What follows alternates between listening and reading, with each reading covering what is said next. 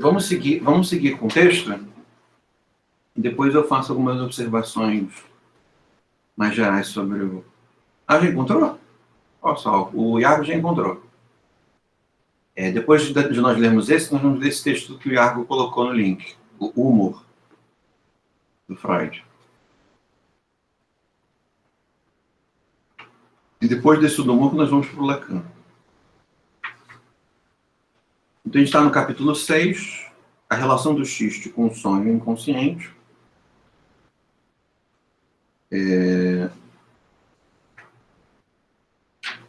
E, basicamente, ele está dizendo que o sonho, que o trabalho do xiste usa técnicas assemelhadas ao trabalho do sonho. Basicamente, isso que ele quer dizer. Que são aquelas técnicas de deslocamento, condensação e mais uma, que é brevidade. É isso? Não.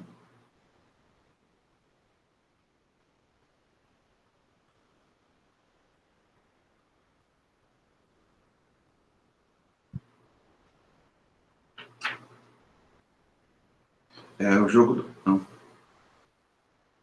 Está faltando um. Ela nos parece a condensação... É isso mesmo. E a brevidade. Então, vamos lá. Nós estamos na página da medição da 244, na qual ele diz assim: sabemos que os deslocamentos no trabalho do sonho apontam para a influência da censura no pensamento consciente. E, por conta disso, estaremos inclinados a supor, ao encontrarmos o deslocamento nas técnicas do xiste, que uma força inibidora também desempenha um papel na formação do xiste. Vocês lembram, né? Pelo menos com relação ao... Primeiro, com relação ao sonho. O Freud diz que o sonho se desloca e ele se condensa para burlar a força da repressão. A repressão durante o sono, ela é mais branda do que durante a vigília, mas ainda assim ela é presente. E a consciência e a pré-consciência reprimem o material inconsciente de aparecer. Então, para o material inconsciente aparecer, o Freud elabora esse argumento sobre uma espécie de esquiva, né, realizada para o inconsciente para ser capaz de surgir. Essa esquiva se dá por condensando o material, deslocando o material.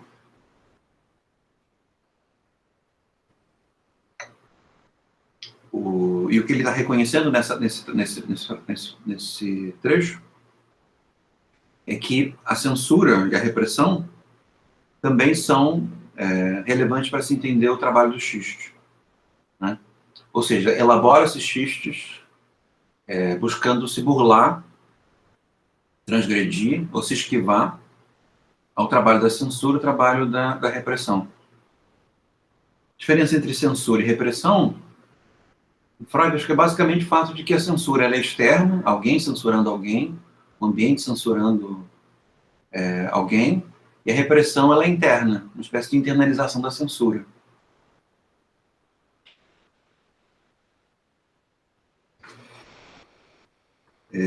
Seguindo em frente, ele diz assim: pois o xiste não cria compromissos como o sonho, fazendo uma distinção entre o xiste e o sonho. Pois o xiste não cria compromissos como o sonho. Ele não evita a inibição, insistindo antes em conservar inalterado o jogo com palavra e com absurdo, mas se limita a escolher casos em que esse jogo ou esse absurdo possa parecer ao mesmo tempo aceitável ou rico em sentido, graças à ambiguidade das palavras e à diversidade das relações entre os pensamentos. Nada distingue melhor o xiste de todas as outras elaborações psíquicas do que essa dualidade e duplicidade. E, ao mesmo tempo, quanto a isso, a maioria dos autores se aproximou do conhecimento do xiste pela ênfase no sentido do absurdo. Nós dissemos que o absurdo, o xiste intelectual e o absurdo, eles se aproximam desse campo semântico, no qual faz parte o xisto cético, no qual a característica predominante é justamente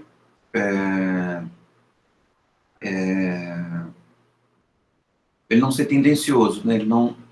Ele não visar propriamente a agressão a alguém, né?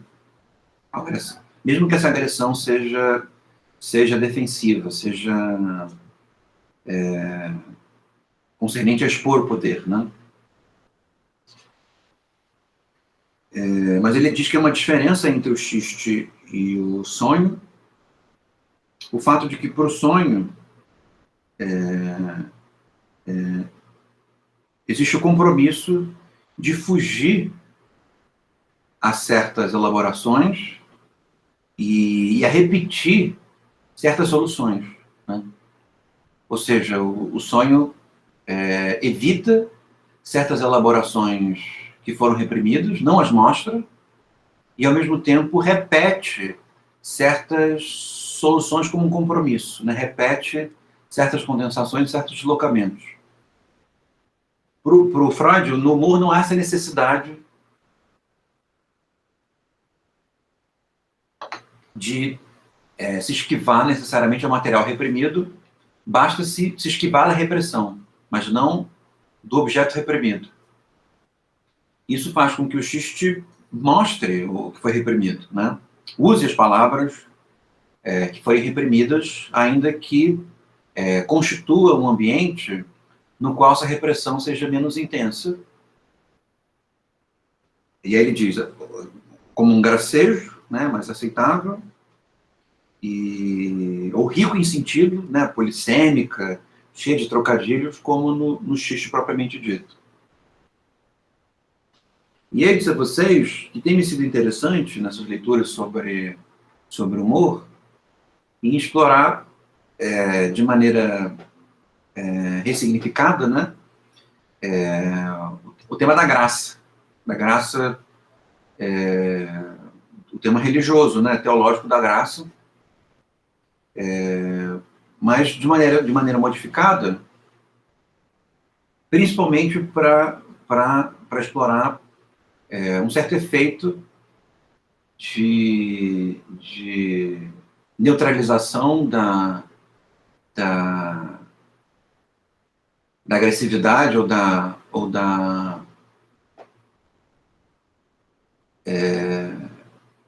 rusga política, né, das tensões políticas.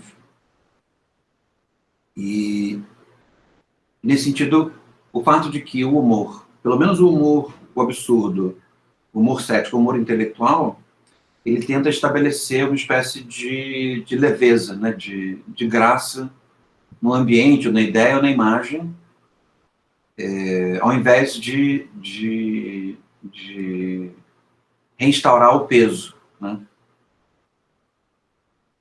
O peso sendo uma característica forte, ainda que um peso mais leve, me parece, do humor tendencioso, do xiste tendencioso.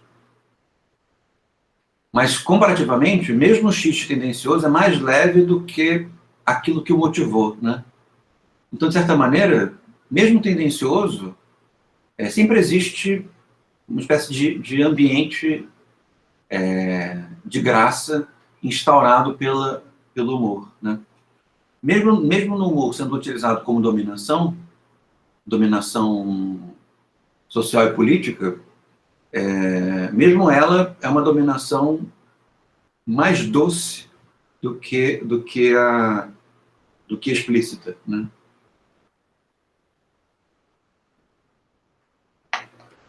Mesmo o inferno do humor é mais doce do que o inferno ele mesmo, né? Então, a graça, ela tem um esforço de contemporização, talvez, né? Ela tenta levar um certo neutro para o ambiente de rusga, né? De tensão.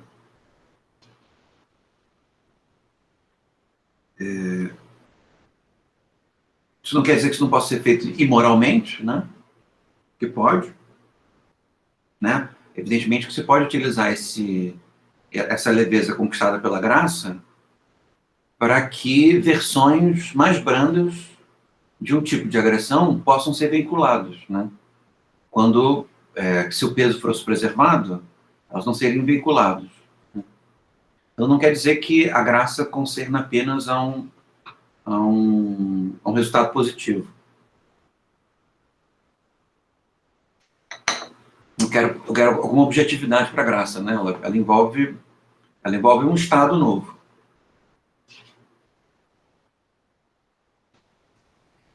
Seguindo, ele diz assim, deve ser o fato de que o trabalho do sonho emprega os mesmos recursos que o xisto, mas na utilização deles, ultrapassa os limites que o xiste respeita. Então, pelo fato de que o sonho se esquiva mais do que o xiste, digamos que o sonho ele vai mais longe, né? Digamos que o material inconsciente no sonho ele é mostrado com intensidade e profundidade eventualmente maior do que no xiste.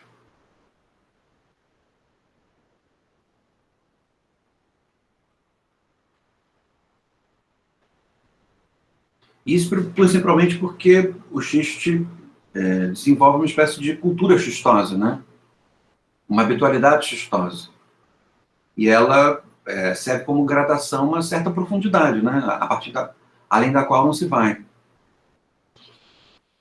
O xiste se torna uma espécie de jogo social de abrandamento das tensões, né?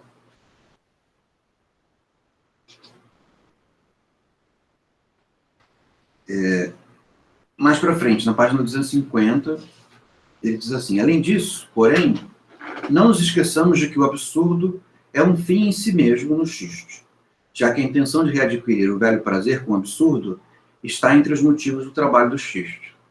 Ele tem uma versão que me parece meio naif do absurdo, né? Meio ingênuo do absurdo. Ou ele está pensando um absurdo puro, né? Como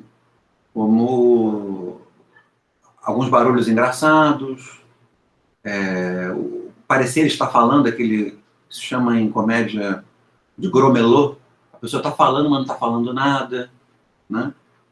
Isso realmente repõe um certo aspecto lúdico que a verbalidade e os movimentos corporais têm para a criança, né? Mas, ao mesmo tempo, do ponto de vista cético, intelectual, o absurdo serve como uma maneira de mostrar o que não poderia ser mostrado de outra forma, né? Exagera traços, torna traços absurdos, para que um determinado estado de coisas que não era claro, se torne claro, né? A partir de uma forma para a qual se tem menos crítica, que é o xiste. Então, certas dinâmicas nós não entramos em contato porque elas são reprimidas, mas, ou seja, a censura, a crítica, mas quando elas se mostram absurdas, ela aparece, né? E aí se vê, né? Pensando agora de um comediante, né, da minha infância, que você deve ter ouvido falar, que era Mussum, que era um dos Trapalhões, que era um conjunto humorístico feito pelo Didi, que teve uma carreira mais longa, e que está vivo, o Dedé, que também está vivo, e o Mussum e o Zacarias, os dois que faleceram. E o Mussum era o único negro do grupo, né? E pelo Mussum se veiculava uma série de piadas racistas, né? Que se veiculava com uma certa facilidade na mídia brasileira na época. Mas a veiculação de piadas racistas no Mussum nunca era chapada, né? ele sempre trazia uma espécie de absurdo, né? E aí ficava claro que tinha um problema ali, né? Ele tornava tão exagerada uma certa situação convencionada como racismo, que situações racistas em que as pessoas não se davam conta de que eram racistas, ficavam claras que eram racistas e ao mesmo tempo engraçadas, né? Havia uma espécie de exposição do racismo a partir do absurdo, né? Então tem, digamos, uma estratégia em que a graça é utilizada para tematizar alguma coisa que não seria tematizada naquele contexto de repressão e crítica. Crítica não no sentido filosófico, crítica no sentido de autocrítica, das pessoas não querendo entrar em contato com aquilo que elas não querem, né? Que era formidável, né? Se vocês procurarem no YouTube, vocês encontram vídeos do Mussum.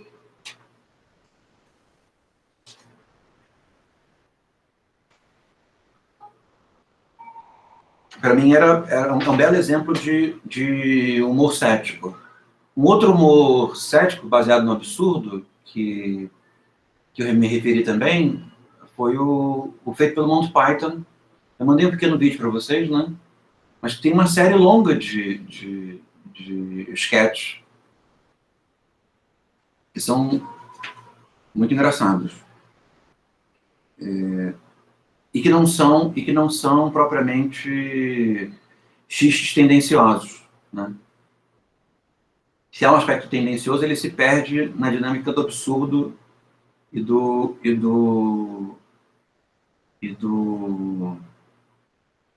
ceticismo. Na página 254, ele diz assim: no ânimo alegre, a maioria das pessoas é capaz de produzir gracejos. São poucas aquelas em que a aptidão para o xiste existe independentemente do ânimo, né? Porque há um vínculo entre xiste e bom humor, né? O que não quer dizer que não possa ser feito xiste de mau humor, né? Às vezes é até mais engraçado. Eu dei o exemplo para você de não de xistes verbais, mas de xistes corporais envolvidos no modo Buster Keaton, por exemplo, né? Que é um ator, diretor de cinema mudo do período Chaplin. Vou botar aqui.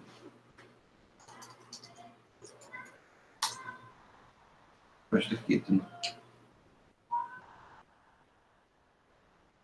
E o Keaton tinha essa característica de fazer xistes sem expressão facial. Então parecia que ele estava sempre sério e triste. O Chaplin não, né? O Chaplin tinha muita expressão facial. Tinha um outro comediante do mesmo período chamado Harold Lloyd, que usava uns óculos, que também fazia muita expressão facial. O Keaton tinha essa característica, que é uma característica própria do xiste, digamos, do xistoso mais elaborado, que é não rir e não fazer expressão.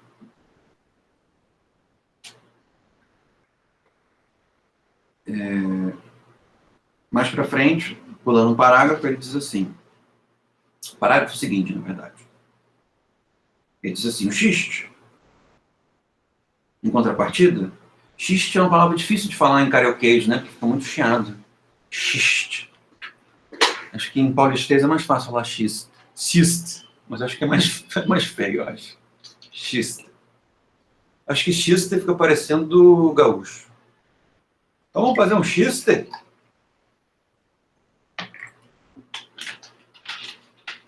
Xiste é uma palavra difícil, né, em língua portuguesa. Witty é muito melhor, muito mais fácil de pronunciar também. Quem será que foi a pessoa que inventou essa palavra em língua portuguesa? Xiste. Que é impronunciável em qualquer sotaque. É o xiste. Talvez em baianês fique mais... Não, fica... Meio nordestino também fica feio. Eu não faço ideia. muitos desses mistérios da língua portuguesa. Vamos lá. O xiste, em contrapartida, é a mais social de todas as funções psíquicas que visam o ganho do prazer.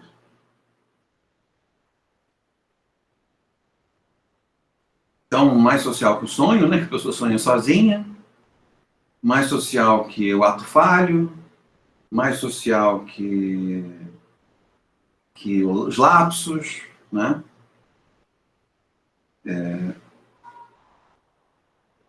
E muito mais social que as multidões, né? As multidões, de regra, são destrutivas, né? Mas a multidão também é uma função psíquica, né?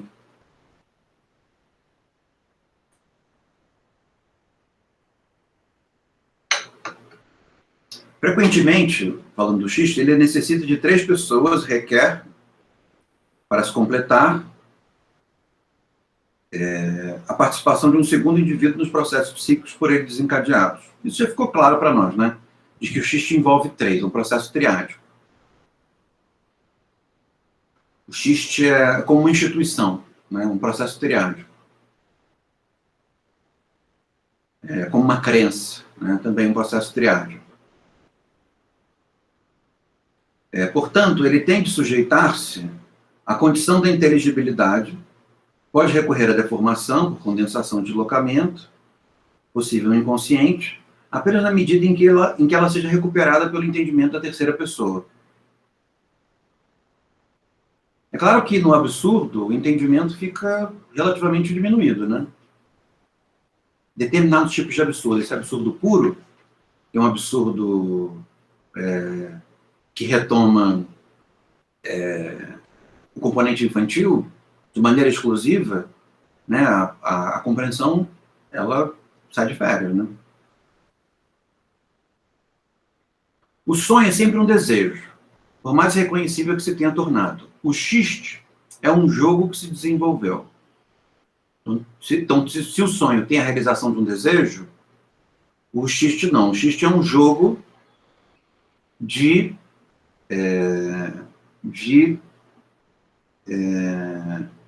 dispersão do desprazer.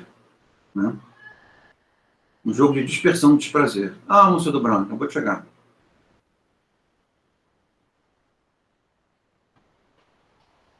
Ouviram?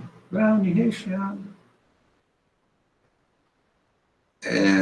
No mesmo parágrafo, ele diz assim: o xiste, por outro lado, busca extrair um pequeno ganho de prazer da mera atividade, isenta de necessidades, do nosso aparelho psíquico.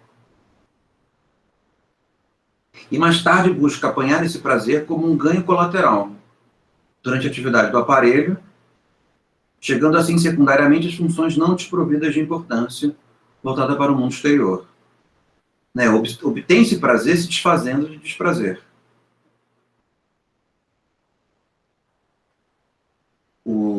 E, ao mesmo tempo, a dinâmica comunitária, comunal do xiste, permite prazeres adicionais. Como, por exemplo, sentir o prazer de ouvir as pessoas rindo, né? Ou sentir o prazer de ter chocado alguém. Ou sentir o prazer de que alguém se esclareceu sobre alguma coisa, né? Entendeu alguma coisa a partir daquele xiste, né? O sonho serve, sobretudo, para nos poupar do desprazer, e o xiste para adquirirmos prazer. Mas todas as atividades psíquicas convergem nesses 2 objetivos. Né? O sonho, de alguma maneira, é uma espécie de inoculação imunológica do desprazer, de tal maneira que o desprazer desejado, ou o prazer desejado, não seja tão desprazeroso pela proibição, né? Ele, de certa maneira, antecipa a inteligibilidade da imagem que é insuportável, que já é antecipada como insuportável, enquanto que o xiste envolve em se desfazer de desprazer para obter prazer, né? Ou usar desprazer para ter prazer. Foi bem até aqui? Acabamos o capítulo 6. Estava no finalzinho, a gente viu quase que todo na aula passada. Questões sobre o capítulo 6?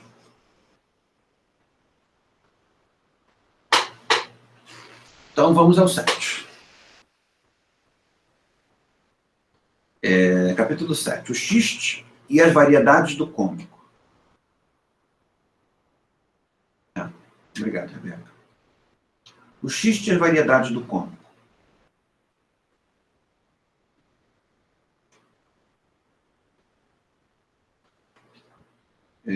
Capítulo 7. Primeira sessão. Ele diz assim: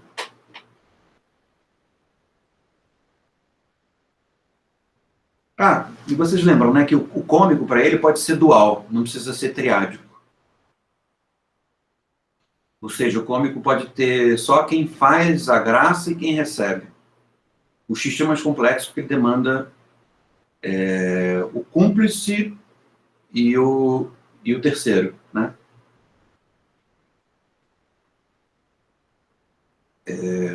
Capítulo 7, vamos lá. Descobrimos sem dificuldade que o cômico se comporta socialmente de uma maneira diversa do xiste.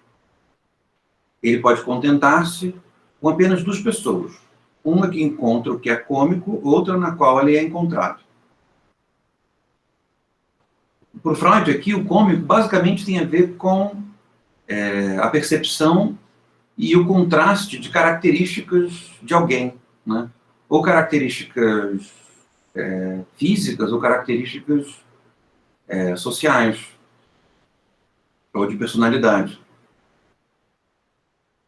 Por exemplo, se a pessoa tem um sotaque engraçado, aí você vai falar, seu sotaque é engraçado, porque você fala xiste. Percebe? Isso é cômico, não precisa ser um xiste propriamente dito.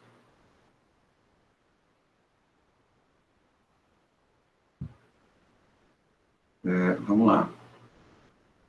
A terceira pessoa, a quem ele é comunicado, fortalece o processo cômico, mas nada acrescenta de novo a ele. No xiste, essa terceira pessoa é indispensável para que se complete o processo gerador de prazer. A segunda, em contrapartida, pode estar ausente quando não se tratar de um xiste tendencioso ou agressivo. Então, o terceiro para o xiste é que é o grande mistério. É aquele contra quem, ou na direção de quem, o xiste é feito. Então, no caso de um xiste de sedução, um xiste obsceno, é aquela pessoa a quem a obscenidade se dirige. Não a quem se contou, não a quem se falou obscenidade, né? A quem se falou obscenidade é o segundo. O terceiro é que é relevante no xiste. Ou absurdo, né? Se monta o absurdo para alguém. Mas o importante não é o absurdo para quem se montou o absurdo, mas para quem é atingido por ele. Sendo um efeito de agressão, sendo um efeito de esclarecimento, de clareza.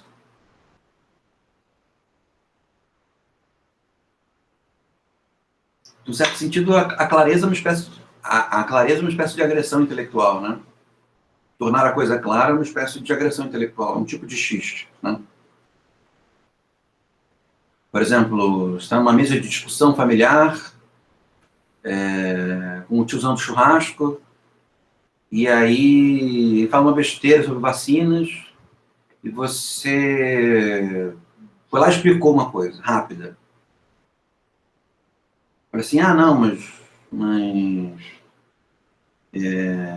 não se tem certeza sobre nenhum medicamento. Percebe? Isso tem uma natureza xistosa, né? Você, como um xiste cético, como um xiste, você se desfez de desprazer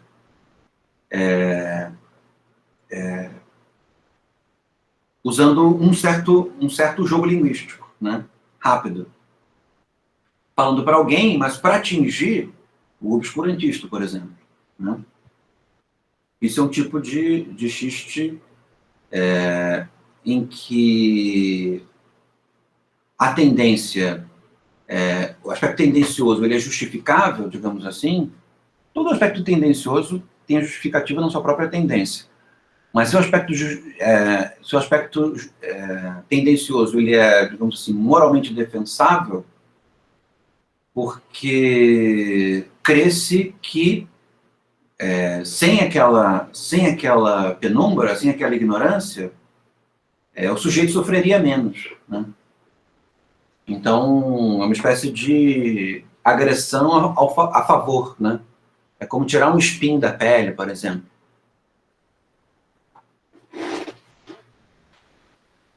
Então, ajudar alguém a perceber um preconceito envolve o sofrimento de se dar conta de que se tem um preconceito, mas, ao mesmo tempo, existe o prazer de ajudar, de dar elementos para que a pessoa viva sem aquele preconceito, né? Os preconceitos são sofríveis, né? Eles limitam a ação. Preconceitos funcionam como uma neurose, né? Pode dizer que os preconceitos têm uma estrutura interna de neurose, né? É irracional e restringe a ação da pessoa, né? Pode até criar determinados tipos de vínculo, mas esses vínculos envolvem o fato de que não se pode frequentar de vários lugares diferentes.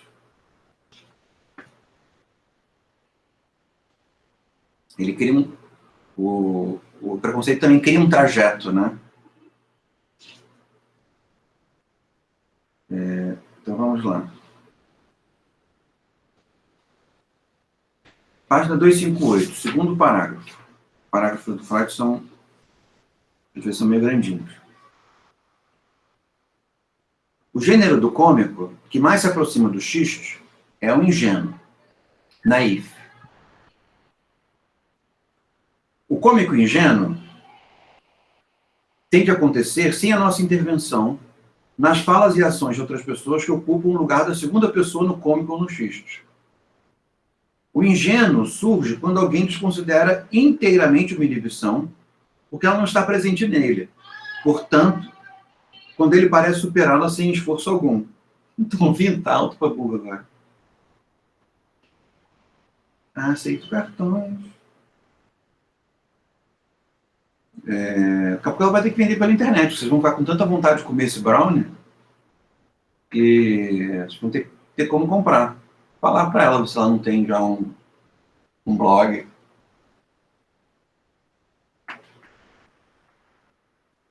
O ingênuo surge quando alguém desconsidera inteiramente uma inibição porque ela não está presente nele. Portanto, quando ele parece superá-la sem esforço algum. Uma condição para o efeito do ingênuo é sabermos que tal pessoa não possui essa inibição, pois, do contrário, não a denominamos ingênua, mas insolente. E não rimos dela, sentimos-nos indignados. Esse cômico ingênuo, ser o revendedor de brownie, eu posso ser um...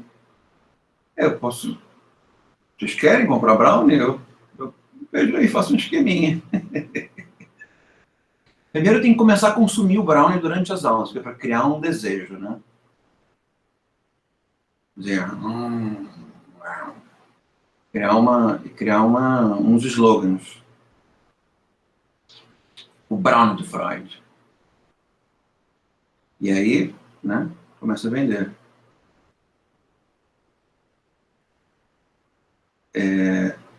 Então, um efeito ingênuo costuma ser percebido, por exemplo, em crianças, né, que não reconhecem determinado perigo de uma palavra, por exemplo, o aspecto obsceno, por exemplo, de uma palavra, e falam num contexto em que não pode, né? Percebe? Isso tem um efeito cético, por assim dizer, porque é como se mostrasse que o aspecto tabu da palavra não é intrínseco à palavra, mas concerne algum texto, né? Ou não concerne ao que a palavra remete. Por exemplo, vamos lá. O efeito do ingênuo é irresistível e parece simples para o entendimento. Ao ouvir a fala ingênua, isso acontece também em quem está aprendendo um idioma, não domina completamente o idioma numa outra língua, e aí usa uma palavra que, na verdade, soa muito esquisita, ou soa como uma coisa obscena, né? Mas você percebe que a pessoa não teve a intenção. E aí é só engraçado.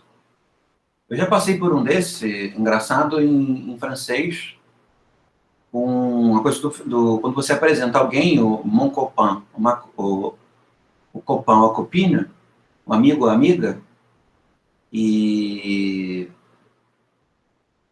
e quando você usa o possessivo, copain, copine é um amigo qualquer. Mas se você usa o possessivo, isso não quer dizer necessariamente que existe um envolvimento romântico ou sexual, mas sugere, né, quando você usa ma copain ou ma copine, né? Para você marcar uma distância e dizer que não tem nada sugerido, você não usa o possessivo, usa o une ou um ou uma. Né? Ah, esse é um amigo ou uma amiga, ou meu amigo, minha amiga. Meu amigo e minha amiga, assim, entendeu? Está sugerindo, pode vir, talvez não tenha, talvez tenha, é uma coisa esquisita. E eu me dei conta disso depois que eu já tinha apresentado meio mundo como Macopão, Macopina. Né? E aí teve uma situação que alguém fez uma piada comigo em torno disso, me explicando a coisa, né? E se referindo ao meu harém, porque todo lugar que eu chegava, eu tinha umas 4 namoradas, uns 5 namorados, eu estava sempre complicadíssimo me envolvendo com muita gente. E isso vira um xiste naif, ingênuo, né? Mas que tem um efeito cético, né?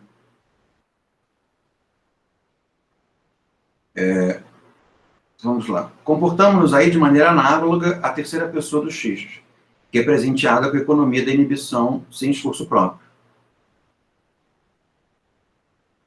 Porque quem fez o xiste acaba dando ao terceiro uma espécie de oportunidade para sentir prazer em torno de um equívoco, de uma obscenidade, de alguma coisa que escapa ao comum. Né?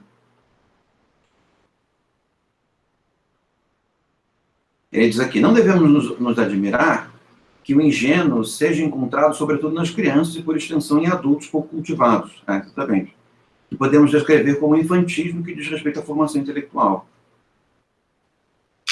Então, uma pessoa meio simples, né? Comete muito xiste dessa natureza. Eu consigo conceber até mesmo situações em que alguém simula uma certa ingenuidade, isso é engraçado, porque não se conhece muito bem a pessoa, não sabe se ela é realmente ingênua ou se ela não é, né? E isso soa divertido. Né? Esse âmbito de penumbra entre a ingenuidade real e a ingenuidade, como eu posso dizer, simulada, ele entra dentro do espectro do xiste naif. Não sei se vocês lembram de um programa acho que nos anos 2000 ainda, passava na Globo, que era uma espécie de teatro na TV, que era o Sai de Baixo. E o Sai de Baixo, a Marisa Hort, que é uma atriz formidável, ela fazia um personagem chamado Magda, e contracenava com o Caco Antibes, que era o personagem do aquele cara louro, esqueci o nome dele agora. Falabella, Miguel Falabella. Os tropos da Magda eram sempre esses. Magda era uma pessoa simples. Então ela falava umas obscenidades, ou trocava umas palavras por outras que soavam muito engraçadas. E aí ria-se dela, porque a ingenuidade permitia que determinadas coisas pudessem ser pronunciadas em um determinado ambiente. Isso tem um efeito cético, que é o fato de que essa repressão é meramente convencional. Né? Não tem porquê determinadas palavras não poderem ser ditas em determinados contextos. Né? Isso é sempre convencional, né? Por que não? Mas não fica claro que é convencional. Né?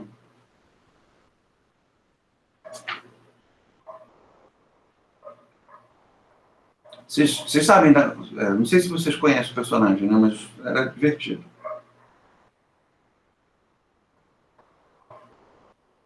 Então vamos lá. Na página, no parágrafo seguinte, ele diz assim: o Iago conhecia a Magda.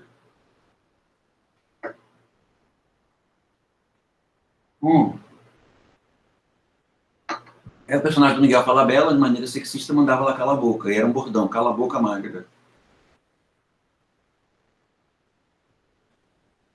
Vamos lá. Mas o que estabelece aqui a diferença entre o xiste e o ingênuo? Uma pergunta, né? O que estabelece a diferença entre o xiste e o ingênuo? Ele responde: evidentemente não é nem a verbalização nem a técnica. E são as mesmas em ambas as possibilidades. Né? O xiste e o xiste ingênuo usam a mesma técnica: condensação, deslocamento e redução. Mas um aspecto que, à primeira vista, está bem distante de ambos. Trata-se apenas de saber se acreditamos que o falante pretendeu fazer o xiste ou que ele, uma criança, queria de boa fé e baseado em seu saber incompleto, chegar a uma conclusão séria. Nesse sentido, uma certa simulação cética de ingenuidade entra dentro desse espectro, né? Desde que você não consiga saber se realmente é uma simulação ou não, se há uma ingenuidade ou não.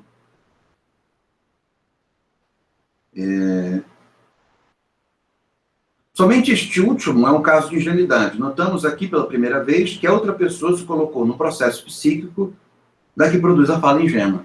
Então, nesse sentido, o xiste ingênuo é um xiste, não é o cômico, né? Que envolve três pessoas e envolve um prazer complementar para o cúmplice, né? Um prazer maior para o cúmplice do que para o objeto do xiste. Né? Nesse sentido, me ocorreu agora uma comparação. Nesse sentido, o xiste é uma espécie de suborno, né? Você paga alguém para... você compensa alguém para ou esclarecer, ou para agredir, ou para dar o troco em alguém. Né? Então, ou agredir ou esclarecer alguém. Ou agredir no sentido de dominação, ou agredir no sentido de resistência, ou esclarecer alguém. Mas existe um parceiro, né, que é aquele que obtém ganho junto com você.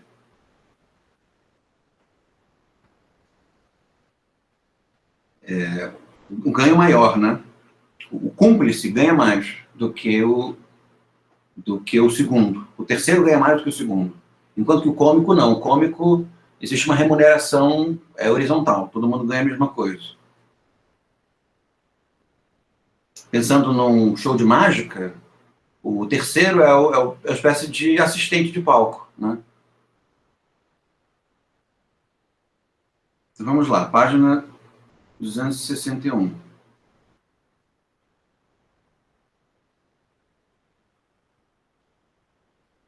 Além disso, a pessoa que produz a fala ingênua o faz sem nenhum esforço. No caso da ingenuidade pura, né? Pura e simples. Mas eu concebo que haja uma ingenuidade híbrida. Né? A técnica complicada, que no xiste se destina a enfraquecer a inibição criada pela crítica racional, desaparece nessa pessoa, pois ela não possui ainda essa inibição, pode formular o absurdo e a obscenidade diretamente sem compromisso. Quando é híbrido, não. Envolve também essa mesma complicação de formulação, né? Que é uma complicação, uma complexidade que não é custosa para o xistoso, né? Porque ele faz isso facilmente. Porque isso deriva de um pensamento inconsciente, né? Uma agitação inconsciente, que fica produzindo xiste o tempo inteiro. Quando vê, ele já está pronto na cabeça, por mais que o processo a técnica seja complicada. Nessa medida, o ingênuo é um caso limite do xiste, que se produz quando a quantidade dessa censura é reduzida a zero na fórmula da construção do xiste.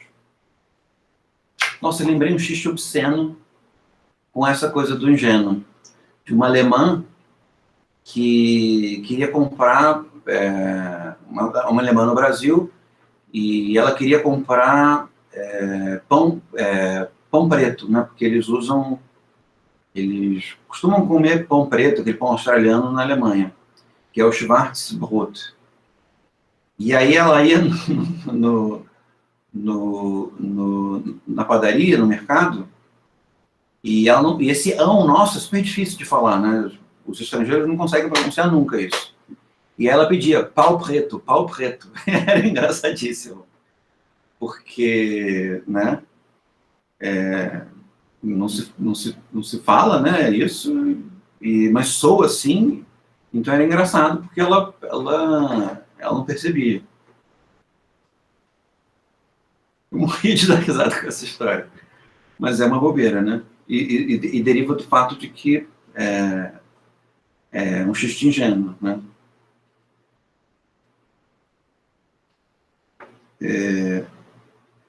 Vamos lá. Na página seguinte, pula um parágrafo, o outro. Esse aspecto nos é dado pela já mencionada condição de que, para reconhecer um ingênuo, precisamos ter conhecimento da ausência da inibição interna da pessoa que o produziu. Né? O ingênuo só é ingênuo porque ele não tem a repressão. Entenda a repressão, o uso da repressão pode ser tendencioso ou cético, né? A obscenidade é um tipo de tendência, né? É somente quando isso está assegurado que rimos em vez de nos indignarmos. Né? Se eu soubesse que a alemã sabe a diferença entre pão preto e pau preto, e ela ficasse falando no mercado, eu quero pau preto, eu quero pau preto, eu ia ficar, não sei se eu ia ficar indignado, eu ia achar engraçado também, mas é provável que outras pessoas se indignassem, pessoas mais pudicas talvez se indignassem. Aí ele fala, seguindo, levamos em conta, portanto, o estado psíquico da pessoa que produziu a fala ingênua. Situamos-nos nesse estado e procuramos compreendê-lo comparando com o nosso. Desse colocar-se no lugar do outro, e dessa comparação resulta uma economia de gasto que descarregamos pelo riso.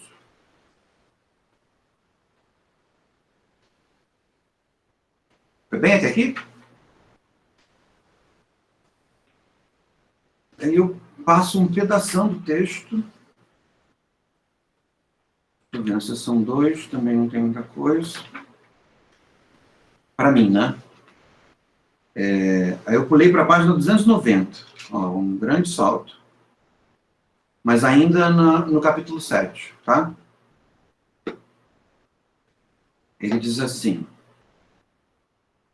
porque o texto também tem muitos exemplos. Não sei se é o caso do capítulo 7. Os capítulos finais do Freud costumam ser mais teóricos. Mas mesmo assim, tem 70 mil exemplos. Isso faz do livro um livro divertido, mas também faz do livro um livro imenso, né? Cheio de exemplos. Então, se vocês quiserem, se já não estiverem lendo, isso é uma motivação complementar para ler o livro. Ele tem várias piadinhas legais.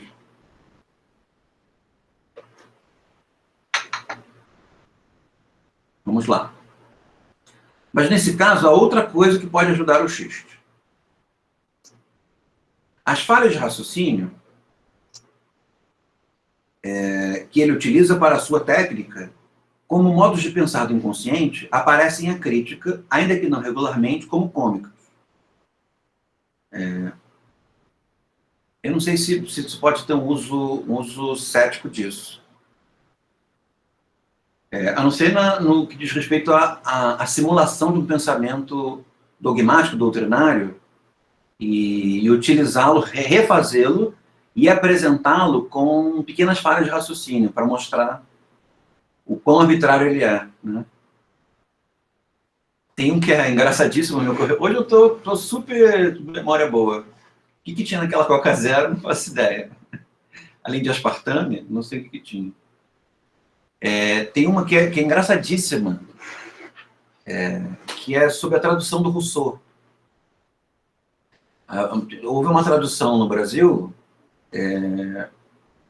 e agora tem uma tradição maior de tradutores filosóficos profissionais, né, que são especialistas naquele autor e tudo mais, mas há umas décadas atrás, talvez umas 2 décadas atrás, havia muitas traduções amadorísticas, né? A pessoa sabia um pouco do idioma, traduzia e lançava de qualquer jeito.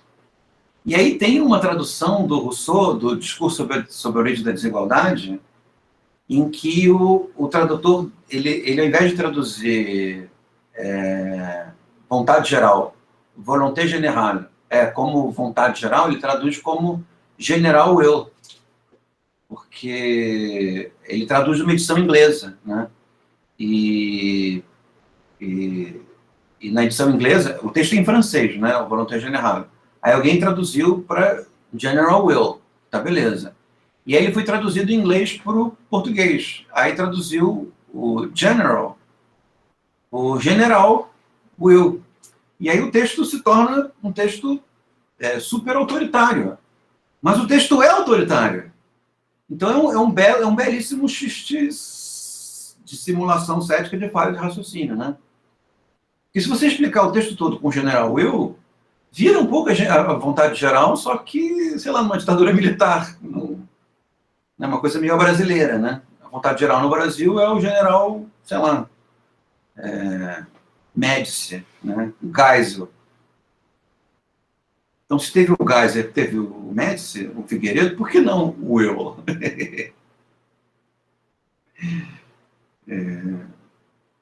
É divertidíssimo, né? Vocês convenhamos. Eu sei que eu não estou ouvindo as risadas de vocês porque vocês estão ouvindo longe, mas eu sei que cada um, nos seus devidas casas, estão rolando uma mãozinha na barriga por causa desse xiste. Então vamos lá. E um exemplo em que ele pode ser utilizado ceticamente. Permitir conscientemente os modos de pensar inconscientes, rejeitados como errôneos, é um recurso para despertar o prazer cômico. Isso é fácil de entender, já que ele certamente requer um gasto maior para produzir um investimento pré-consciente do que para permitir o inconsciente. Quando ao ouvir o pensamento que foi como que formado no inconsciente, nós os comparamos à sua versão corrigida. Obtemos como resultado a diferença de gasto da qual surge o prazer cômico. Um xiste que serve de tal falha de raciocínio como técnica e que por isso parece absurdo, pode ter ao mesmo tempo, portanto, efeito cômico. Se não percebemos o xiste, o que nos resta novamente a historinha cômica. Ele tá, na verdade, o exemplo dele é mais pueril ainda do que esse que eu dei, que é o momento em que um xiste aparece, digamos assim, elaborando material inconsciente espontaneamente, e o xistoso se dá conta dele e o corrige a sua incorreção. E aí acha engraçado pelo fato de que, pela maneira como eu imaginou, né?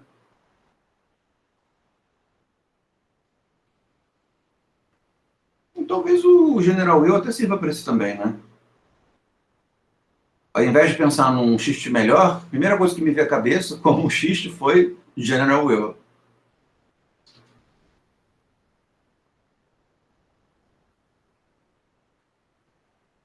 Na última frase da sessão 2, antes de começar a sessão 3, o Freud faz uma síntese em itálico. E a síntese do xiste o xiste é, por assim dizer, a contribuição para o cômico do âmbito do inconsciente. É provável que a província do xiste dentro do cômico seja gigantesca, né?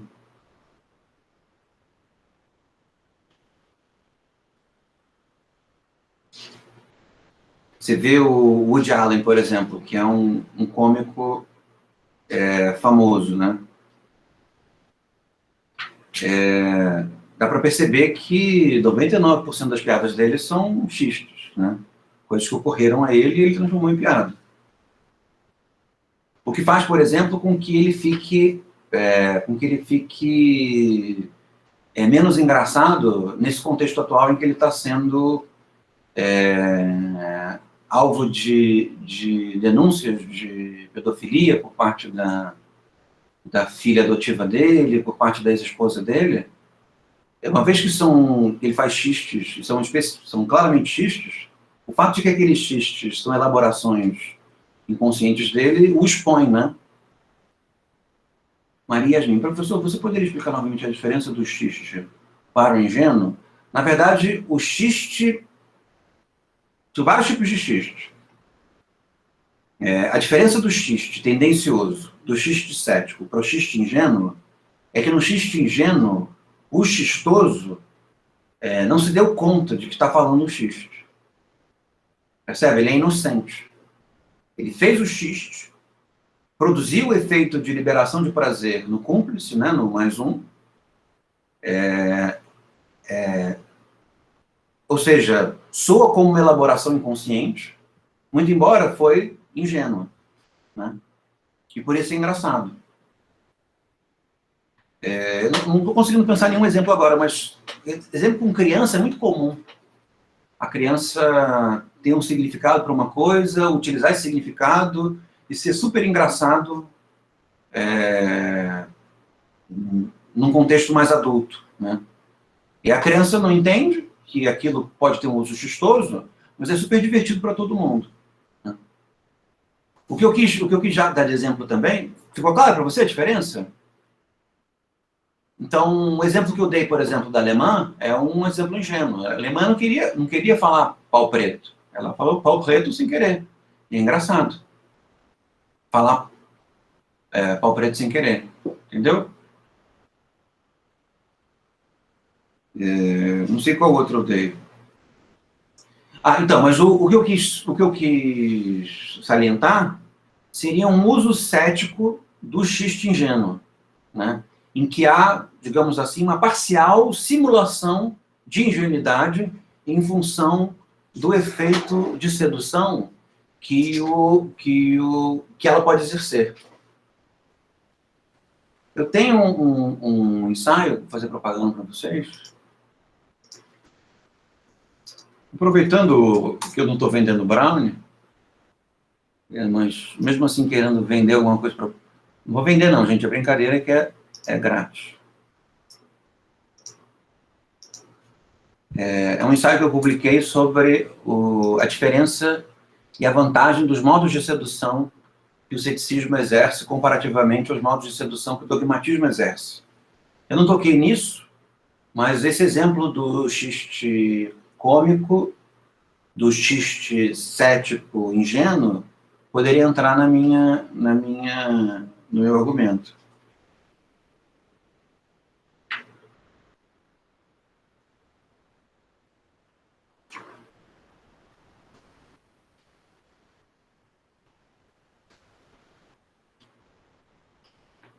Tá bom? Chegamos no capítulo 7.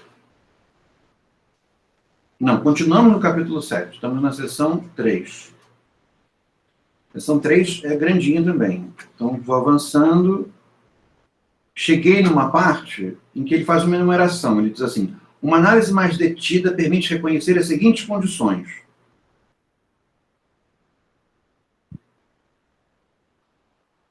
E aí tem A, B, C, D.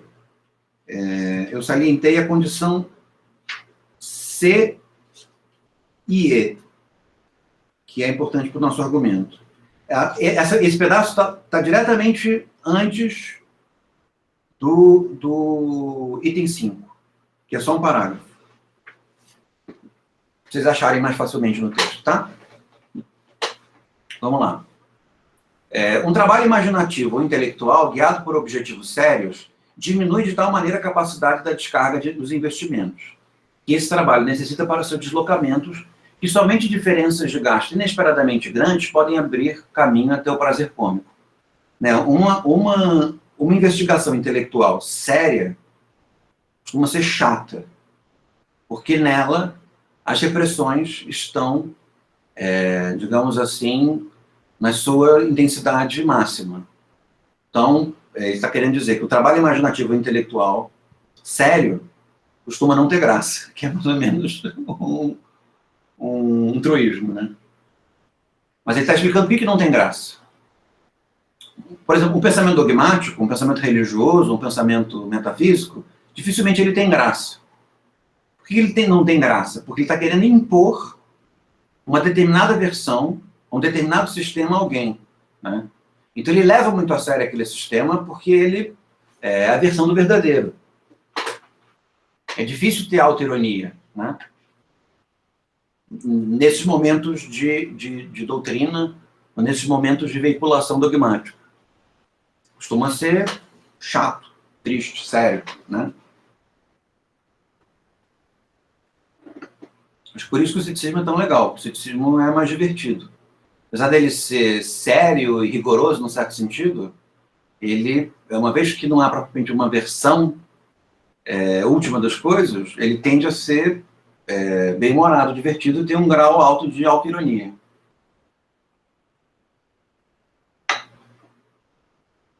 O que poderia também servir para o meu elenco, nesse ensaio que eu botei para vocês, mas não usei. Particularmente desfavoráveis ao cômico são todos os processos intelectuais que se distanciaram o suficiente do que é perceptível, a ponto de fazer cessar a mímica representativa. No pensamento abstrato, já não há espaço para o cômico em geral, a não ser quando esse pensamento é subitamente interrompido. Eu não sei o que pensar disso, teria que pensar mais tempo, mas ele está querendo dizer isso, de que quanto mais abstrato, menos cômico.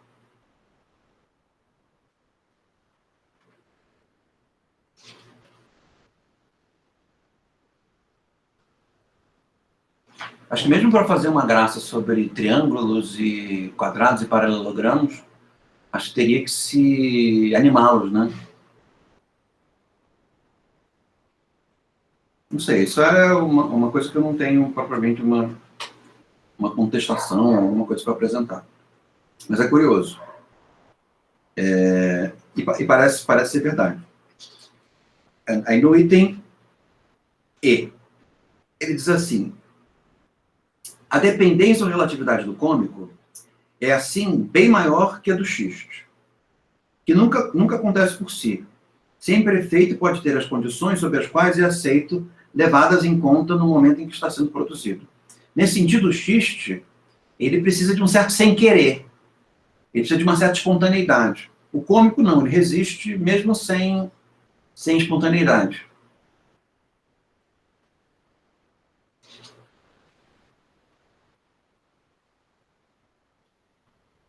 O xiste, como eu disse a vocês no começo, é mais próximo do repente, sabe? De uma coisa que acontece de repente. Uma saída sob medida para a coisa, né? Pronta para levar, preta por ter, né? Sob a medida para aquele evento. Digamos que o xiste é meio ready-made, para usar a expressão do Marcel Duchamp, sobre objetos que já nascem, que são transformados em artístico só pela ação do artista. Tá bem até aqui? Então terminamos o capítulo 7. Quer dizer, terminamos a seção 4. A seção 5 não tem muita informação a dar. Na seção 6, vamos lá. Ele diz assim: como já relacionamos, o xiste é um jogo infantil com palavras e pensamentos, banido pela crítica racional.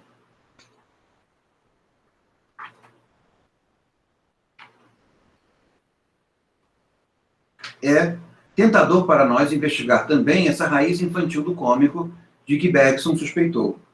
O Henri Bergson, tem um texto importante sobre o riso. Tá? Eu não sei se eu vou me dedicar a esse livro nesse semestre, mas é um livro, uma referência importante para esse assunto, né? A psicanálise e o xiste. Ele percebe que nós denominamos ingênua, visto que nos mostra sua ausência de inibições. Ele está só reforçando o ponto do xiste ingênuo.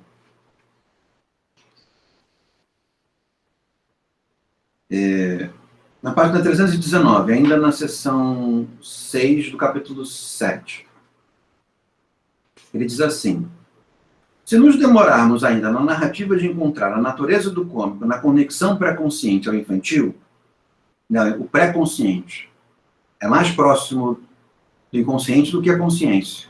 Então, o pré-consciente mais próximo do material infantil do que do material elaborado pela repressão adulta. Temos de dar um passo além de Bergson e conceder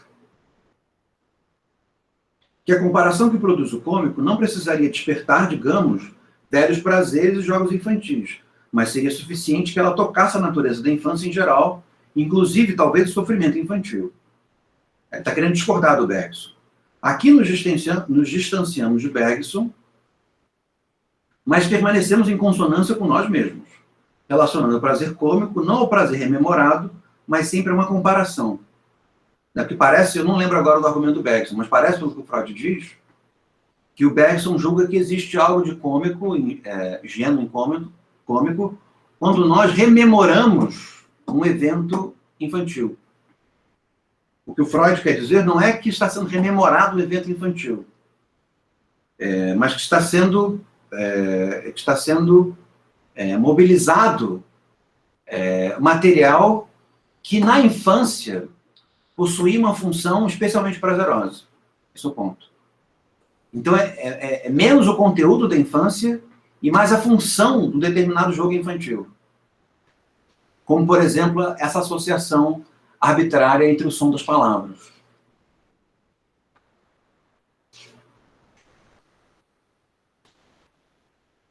Eu disse para vocês no encontro passado, né, ou se não na aula anterior,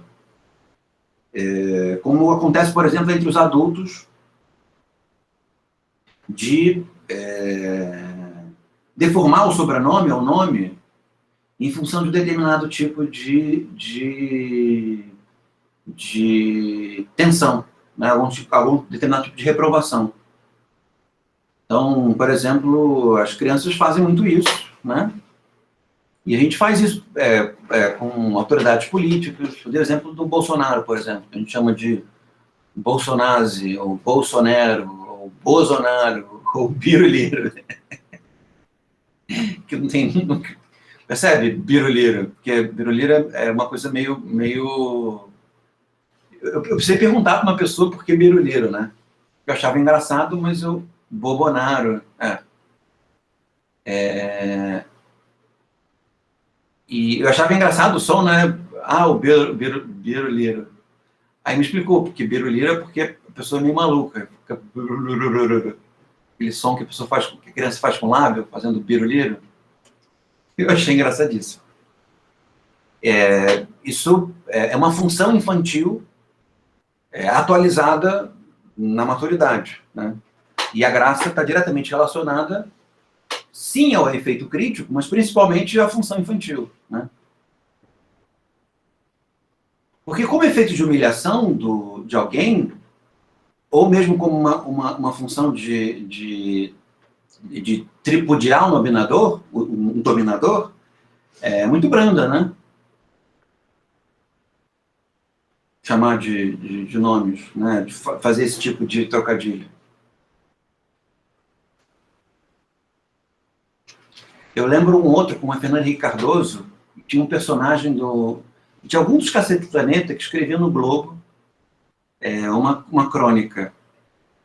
Como é que era o nome? Esqueci agora o nome como ele assinava. E ele chamava FHC de FFHHCC, que remetia ao clorofluorcarbono, né, que é uma substância tóxica, né? Eu achava isso muito divertido. Do CFC, né? FHC e CFC. Eu achava engraçado. Não me julgue. Capítulo 7, então. Questões sobre esse capítulo 6? Vamos ao 7. Ele diz assim: vimos que a liberação de afetos dolorosos é o obstáculo mais forte para o efeito cômico. Assim, que o movimento despropositado produz um dano, que uma burrice conduz a um desastre, que um desapontamento causa dor, cai por terra a possibilidade de um efeito cômico. Ao menos para quem não consegue suportar esse desprazer. É atingido pessoalmente por ele ou precisa tomar parte nele. Ao passo que alguém não envolvido mostra, com o seu comportamento, que a situação tem tudo o que é requerido para o efeito cômico. De que parte da graça relacionada ao efeito cômico se dá quando alguém fica explicitamente ofendido. Né? Então, por exemplo, alguém faz uma piada sexista, e aí alguém fica completamente... Uma mulher fica muito ofendida com a piada sexista. Não que um homem não possa ficar, mas só para tornar o exemplo mais costumeiro. E aí ela fala, olha, não gostei desse comentário, porque esse comentário é explicitamente sexista por causa disso, disso, disso, disso. As pessoas podem até achar uma graça interna, mas fica uma coisa desagradável. Né? Isso frustra o xiste. Né? Ao invés de obter só prazer, se livrar de um desprazer, existiu livrar-se de um desprazer, prazer e desprazer, que é de ter sido exposto. Né? Porque se era um xiste verdadeiro, a pessoa não queria ser desmascarada, ela queria obter prazer na surdina, né? Por assim dizer.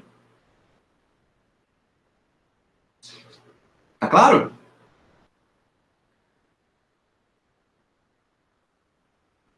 Mas, ao mesmo tempo, existe um custo emocional por explicitar essa natureza, digamos assim, tendenciosa de um xiste. Né?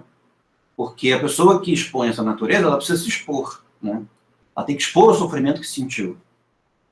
E expor o sofrimento é alguma coisa que possui um custo, né? Um custo interno muito grande. É difícil falar do próprio sofrimento com prazer, né?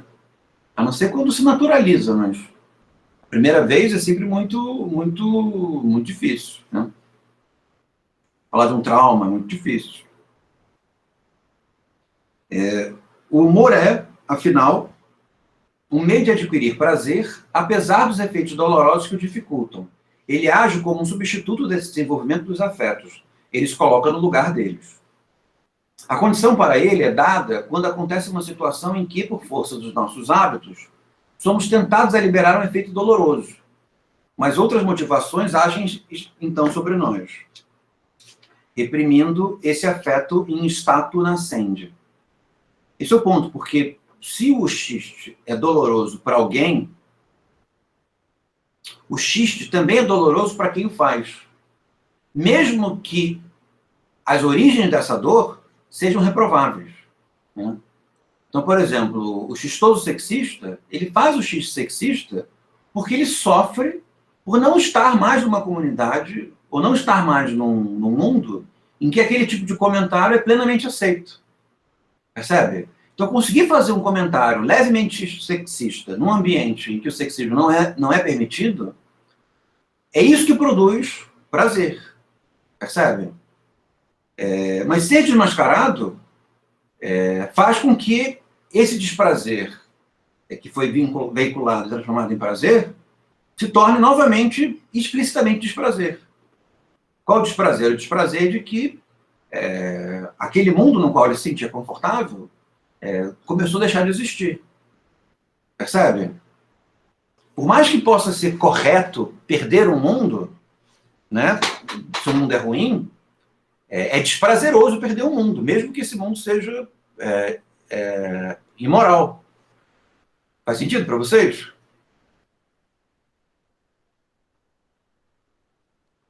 Ou não? Sim. Sim, certo. Oi, Isabela, diga. Em relação a isso que você falou do xiste sexista, o exemplo, eu lembrei de... Eu não sei se é tipo uma espécie de panfleto do movimento feminista, que há algum tempo estava sendo divulgado, no sentido de que quando ouvisse uma piada sexista, que a gente se fizesse de tola, né, de que não entendeu o enunciado, até que a pessoa fosse decompondo aquilo que ela falou, explicando, né? Ou seja, até que aquela intenção do que ela falou fique explícito a ela mesma e ela sofra o constrangimento do próprio preconceito, sabe? Essa uma estratégia pela qual a própria pessoa decompõe os elementos internos do xiste, né? De tal maneira que o xiste deixe de ser xiste e se torne simplesmente uma agressão, né? E toda, né, é uma maneira interessante de expor o aspecto tendencioso de um determinado xiste, né? E é uma maneira talvez menos custosa do ponto de vista emocional do que explicar para o xistoso por que aquele xiste é sofrível, né? Porque isso envolve o custo emocional de expor um sofrimento, né?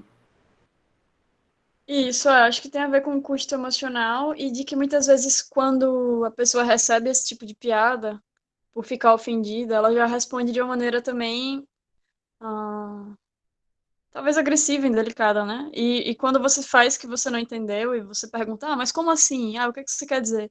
Isso vai fazendo com que a própria pessoa, talvez, se não tomou consciência ainda, possa tomar consciência da gravidade daquilo que ela tá falando, né? Ou do tom, enfim. Isso pode ter um efeito de exposição do xistoso, mas também pode ter um efeito de autorreflexão, né? Positivo, me parece.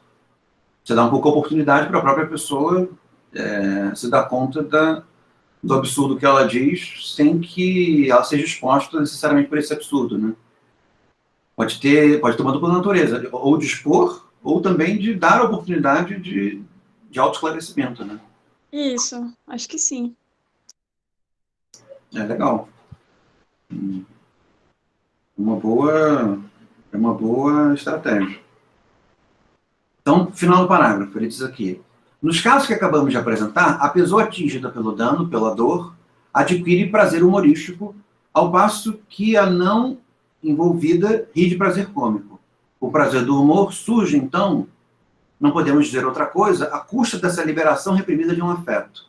Ele brota de um gasto afetivo economizado.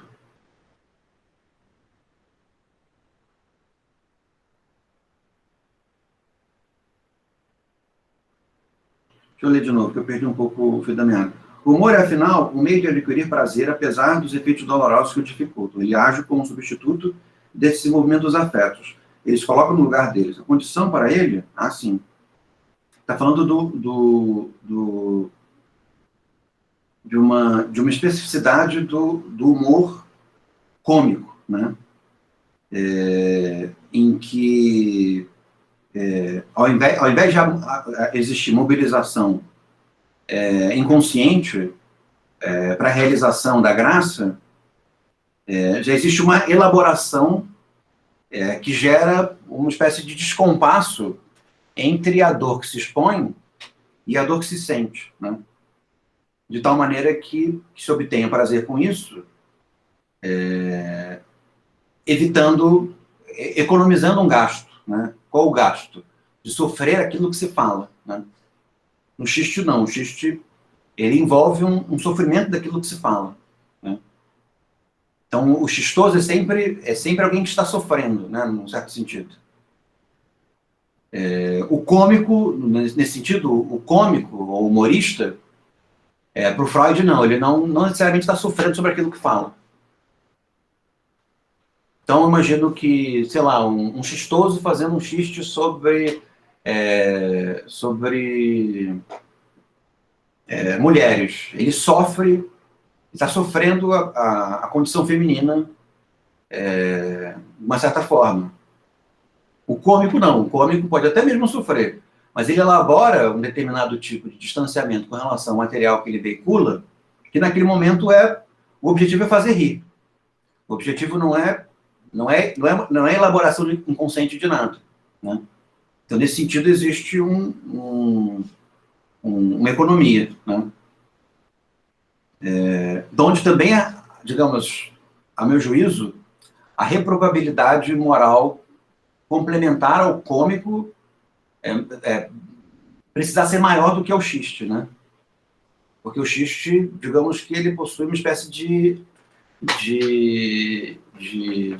ingenuidade, né, talvez, comparativamente ao cômico. Não ingenuidade em si, porque existem vários tipos de xiste, mas comparativamente ao cômico, o xiste é menos preparado, né? Menos feito para o enfrentamento, para a guerra, né?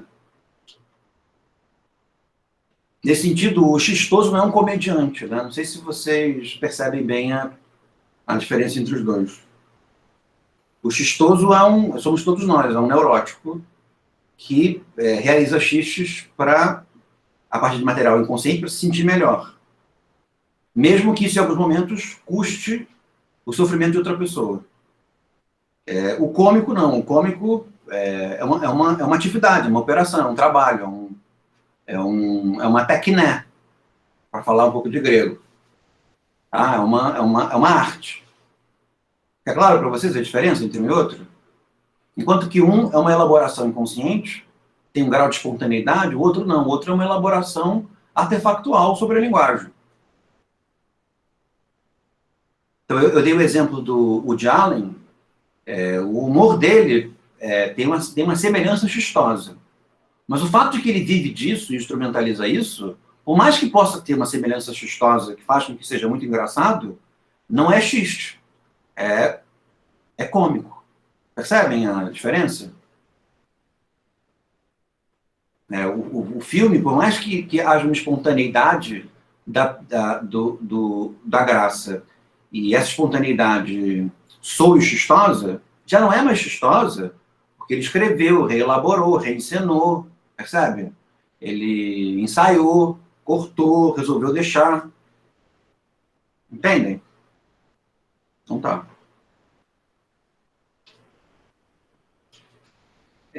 Página... depois disso que eu acabei de ler, pula um parágrafo. Não, no parágrafo seguinte, no final do parágrafo seguinte, ele diz assim: é preciso reconhecer que se esconde algo como uma grandeza de alma nessa blague, nesse apegar-se à sua natureza habitual e afastar-se do que deveria abalar essa natureza e levá-la ao desespero. Deixa eu ver, esse eu não entendi o contexto, vou ler um pouco antes. Ele está dando um exemplo, humor de cadafalso. Aí se é humor ou se é xiste, né? Ele diz assim: um bandido que está sendo levado para a forca, numa segunda-feira, exclama: a semana está começando bem. Este é um xiste propriamente dito, pois a observação é inteiramente certeira. Por outro lado, está absolutamente fora de lugar, já que para ele não haverá outros acontecimentos nessa semana. Isso também é legal de vocês, quem não leu o texto, ainda não teve esse prazer, vão ter esse prazer lendo o texto, que é o prazer do Freud explicando os xistes. E ele dá umas explicações, são tão racionalistas, que são divertidas. Essa, por exemplo, eu acho divertidíssima. Por outro lado, vírgula, está absolutamente fora de lugar, já que para ele não haverá outros acontecimentos nessa semana, porque ele vai ser morto na segunda-feira, percebe? Eu acho engraçado. Mas é preciso humor para fazer esse xiste, ou seja, conseguir ignorar tudo que distingue esse começo da semana dos outros, negar a diferença que poderia motivar sentimentos de um tipo muito particular. O que o Freud está dizendo nesse parágrafo é que para fazer, se você vai morrer de verdade, e você consegue fazer um xiste sobre a situação que você está enfrentando, que você vai morrer, é porque você realizou um certo tipo de distanciamento com relação a essa situação, o que torna esse xiste mais um efeito, mais um artefato cômico do que propriamente um xiste. Faz sentido para vocês? Então, onde nós veríamos esse xiste? Dificilmente nós veríamos esse xiste num condenado à morte. Nós vemos esse xiste num esquete humorístico. Eu consigo ver os Trapalhões fazendo isso. Né? O Didi foi condenado à morte, ele diz: nossa, a semana está começando ótima, hein? que será que vai ter para comer na terça-feira? Mas sendo que ele vai ser morto na segunda.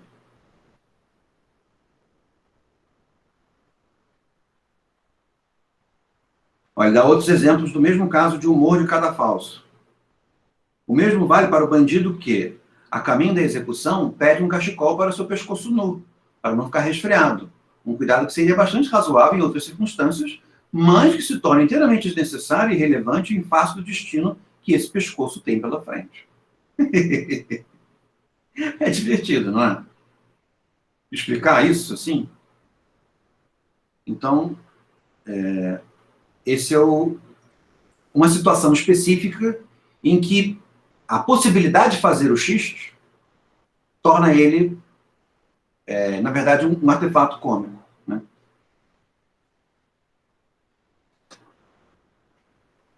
Eu fico pensando, sei lá, alguém tá sofrendo um processo judicial de racismo, né? E aí vai para a audiência de instrução e julgamento desse processo. E aí ele faz um xiste racista, não parece ser um xiste, né? Parece ser um artefato cômico.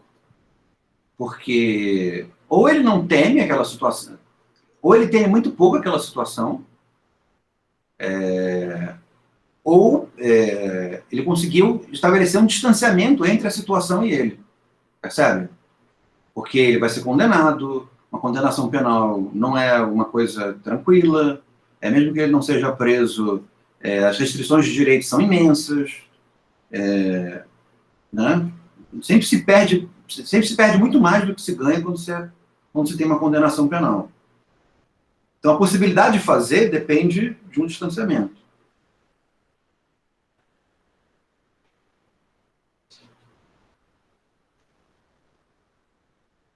Não sei se eu contei para vocês um xiste que eu achei ótimo, e eu fico na dúvida se é... Na verdade, o ambiente foi todo xistoso, e eu fico na dúvida se, na verdade, não eram cômicos se agredindo. Porque o humor, né, se o xiste tem a ver com, em certa medida, tem a ver com um certo tipo de agressão, o humor mais ainda, né? O humor tem uma explicitude agressiva descomunal. E foi uma defesa de tese, era um professor antigo meu, por sinal genial, chamado Ricardo Benzaquem, sociólogo. E escreveu sobre Gilberto Freire, escreveu sobre Joaquim Nabuco, tem uma obra não muito grande, mas muito interessante e vários momentos de gênio. E ele era obeso e ele tinha apneia do sono. Né? Vocês sabem que a apneia do sono é uma doença que a pessoa, de noite, ela não consegue dormir direito, porque ela interrompe a respiração no meio da noite. Parece que ela vai sufocar, mas ela não sufoca. Ela... Aí fica um tempo sem respirar, aí volta a respirar. Isso produz um sono de baixa qualidade e a pessoa que tem uma apneia, não precisa ser obeso para ter apneia, mas é muito comum que pessoas obesas tenham apneia. E a Isabel tem que ir. Beijinho, boa aula. A nossa também está terminando, não tá? Começou... tem mais 15 minutos. Deixa eu contar a minha história da apneia. E aí... Beijinho, Isabela. E aí, acontece isso. Quem tem apneia, às vezes, cai no sono repentinamente durante o dia, né?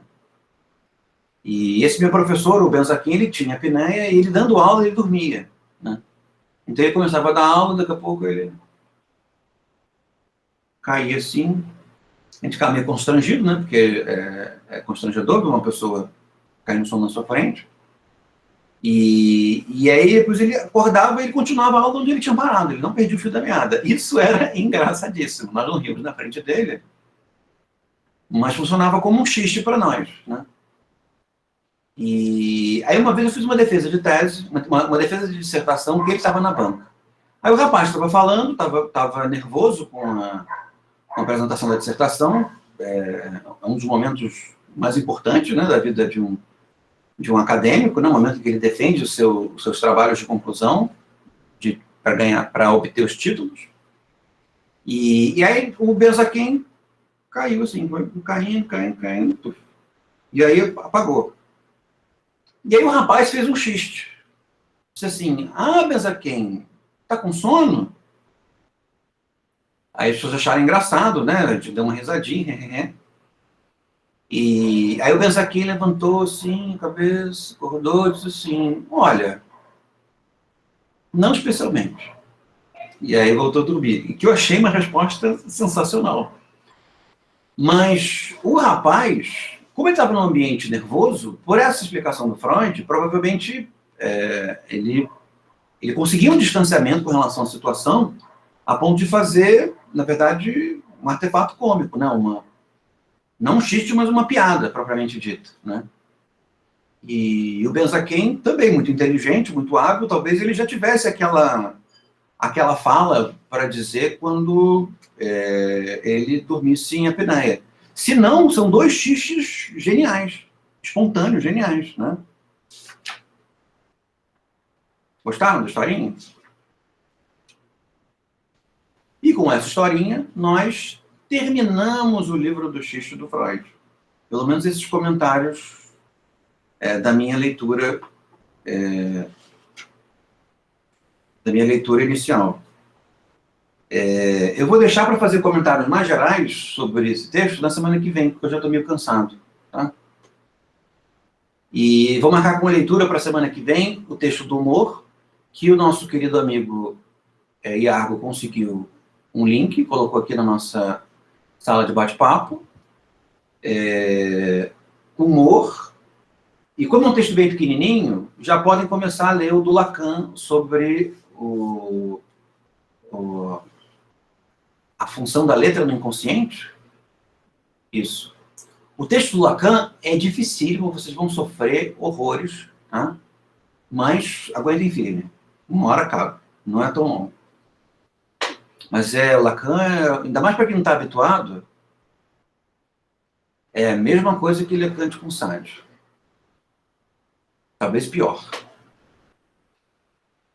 Eu sei. Não, o texto do Lacan Eu sei, o Kant com Sade é pior do que ler o Kant com Sade do Lacan. O Lacan é um texto difícil, né, para quem não está habituado. Para quem está habituado, às vezes a pessoa sofre. Para quem está habituado, não está habituado, às vezes sofre ainda mais.